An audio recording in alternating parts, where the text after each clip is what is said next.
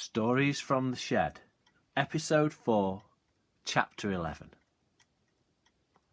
Featuring Rebel, the roaring dinosaur.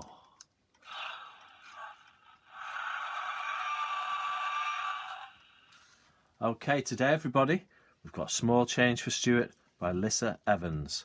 And we're going to read today Chapter 11. Now, yesterday, Stuart found a message from his great ancestor in the bottom of a money tin to my nephew. And so we're going to find out what plan his nephew had for him, his uncle had for him. Here we go. Chapter 11. For a moment, Stuart seemed to stop breathing. Then he reached into the tin with shaking fingers and prized out a piece of yellowed card. It had been cut to exactly the right size, so it fitted snugly. On the other side of it was a message, written in penciled capitals. Stuart recognised the handwriting. He had seen it before on the library request slip. I have to go away, and I may not be able to get back. If I don't return, then my workshop and all it contains is yours if you can find it. And if you can find it, then you're the right sort of boy to have it. Right, so he's dedicating, he's giving his workshop. Oh, affectionately, your Uncle Tony. P.S. Start in the telephone box in the high street. Now we know that Stuart's already been there with his first coin. Stuart sat on the bed and listened to the noises from the kitchen. The tap of the knife on the chopping board, the swish of the dishwasher, the drone of a Radio 4 programme on the history of public libraries in England. And as he listened, he suddenly realised something. The tin of threepenny bits, the secret message, this entire adventure had actually been meant for his father. But his father hadn't been the right sort of boy.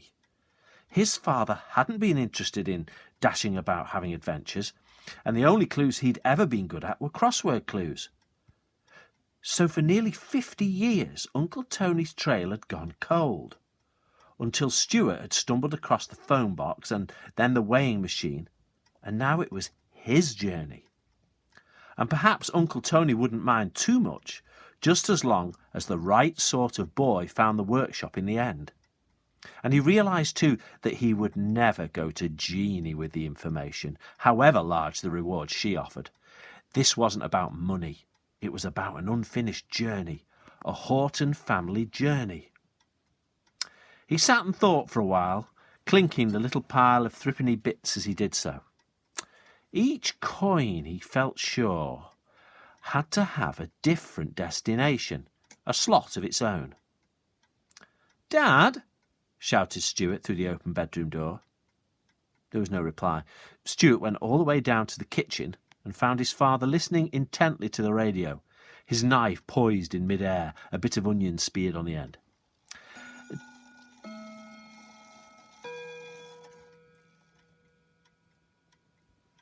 Spooky. "Dad," repeated Stuart, "what sort of things did they make in the Horten factory? I know you told me, but I've forgotten."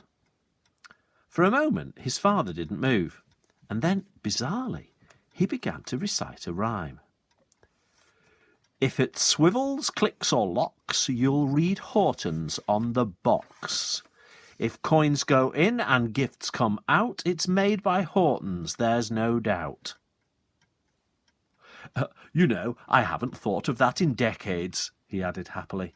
"They used to print it on the advertisements. In those days, nearly every business in Beaton had a Horten's coin-operated mechanism on the premises." "Thanks," said Stuart.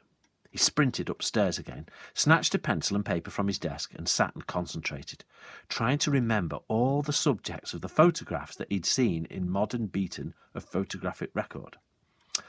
There was High Street. That's where he went in the phone box. Saw a picture of the bandstand, the cinema, the railway station. That's where he went on the weighing machine. The fairground. There was a petrol station, an open-air swimming pool, and one photo was missing. Then he fetched the Ordnance Survey map of Beaton that his father had bought at a local shop and spread it out across his bed. He marked the cinema he'd ridden past on his bike, and also the park where he'd seen the bandstand. Here there was a field on the western outskirts of the town that was labelled Old Fairground, and 5 different buildings marked with a tiny drawing of a petrol pump. But he could see no sign whatsoever of an open-air swimming pool. Any plans for tomorrow? Oh, I think Rebel's getting a bit noisy. There must be something up. Any plans for tomorrow? I think he's hungry. We're going to talk about pizza in a minute. Any plans for tomorrow? His father asked over their pizza supper. I thought I might begin a summer holiday project, said Stuart casually. Mapping the best bicycle routes in Beaton, if that's okay. That sounds fascinating. Will you be approaching it from a schematic or a cartographic angle? Both, said Stuart quickly, before his father could begin a discussion on the different methods of mapping. And I'll start straight after breakfast. Right, so Stuart is going to go on a journey. Rebel's getting rather noisy. I wonder why this is. Maybe he's sensing something that we don't really know about. Oh my goodness! Oh my goodness! Into the jaws of the T-Rex comes Teeny Tiny Tony Horten. Why is he here? Why is he here? Let me follow this. Where's this rope coming from? I hope Rex doesn't get him soon. Where's it coming from? Where's it coming from? Who could be doing this? It's the dastardly evil Jeannie.